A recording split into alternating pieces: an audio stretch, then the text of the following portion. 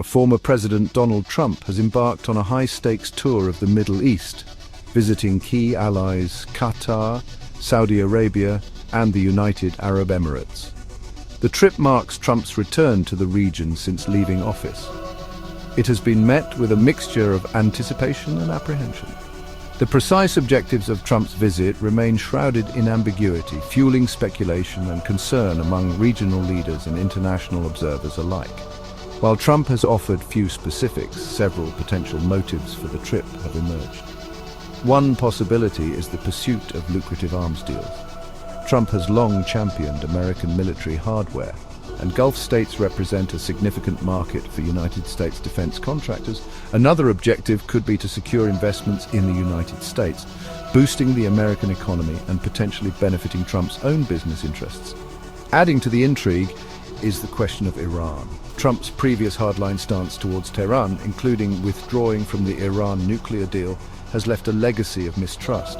Arab leaders in the Gulf, while wary of Iran's regional ambitions, have also pursued their own diplomatic channels with Tehran, seeking to reduce tensions. The specter of Iran's nuclear program looms large, and it remains unclear whether Trump's visit will exacerbate or mitigate the risks of conflict.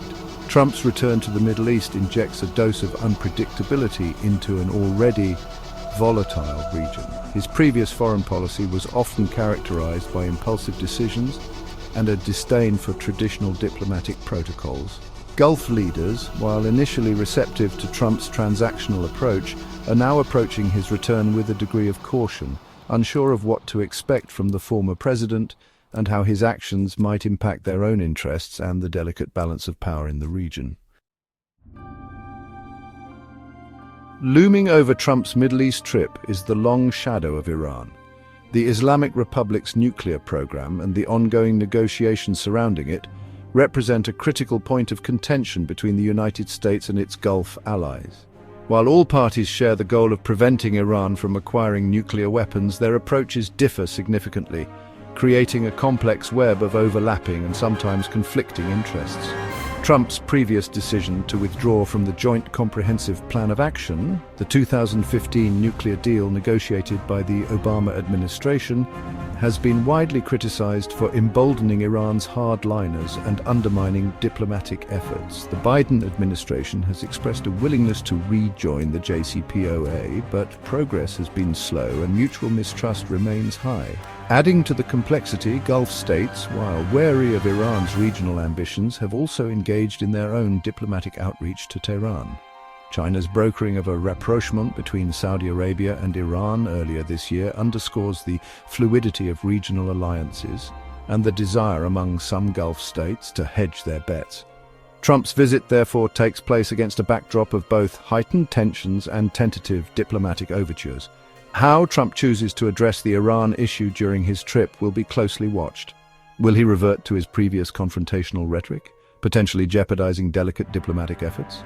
Or will he adopt a more pragmatic approach, recognizing the need for a negotiated solution? The answer to this question has profound implications, not only for the future of the Iran nuclear program, but also for regional stability and the security of the United States and its allies. Beyond the geopolitical considerations, Trump's Middle East tour is also heavily intertwined with economic interests. The Gulf states, with their vast oil wealth and strategic location, represent a lucrative market for American goods and services, particularly in the defense sector. Trump, with his background in business, is acutely aware of the potential economic benefits that closer ties with the Gulf could bring. Reports have surfaced of a potential $100 billion arms deal between the United States and Saudi Arabia, a figure that underscores the scale of the economic stakes involved. Such a deal would be a boon for American defense contractors and would likely be touted by Trump as a testament to his deal-making prowess. However, it would also raise concerns about fueling an arms race in an already volatile region. Oil prices are another key economic factor at play. Trump has previously pressured Saudi Arabia, the world's largest oil exporter, to increase production in order to lower prices for American consumers. However, such demands put Saudi Arabia in a difficult position, as they could undermine the kingdom's own economic interests and its efforts to stabilize global oil markets. Trump's approach to these economic issues will be telling. Will he prioritize American economic interests above all else, even if it means exacerbating regional tensions or undermining diplomatic efforts? Or will he adopt a more nuanced approach, recognizing the interconnectedness of economic and geopolitical factors?